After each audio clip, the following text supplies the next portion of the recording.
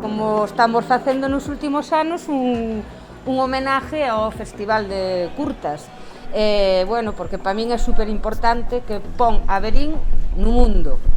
É unha forma de axudalos e de que a xente se anime a participar, que ao final é de todos, digo eu, non sei, a cultura é de todos, e todos deberíamos implicarnos e traballar para que todas estas cousas tan bonitas pois axuden a que o pueblo siga crecendo e siga vivo, que sobre todo o que hai que buscar é vida no pueblo. Puxamos unhas fotocools para que a xente se faga fotos, eso, que participe, que se implique, pero, pois bueno, unha claqueta, despois a cousa do director, poucas cousas, pero bueno, cada un co pouco que faga xa é moito, se todos pomos un granito de arena. Todo o que facemos nós é manual, ademais é todo reciclado, todo de cartóns,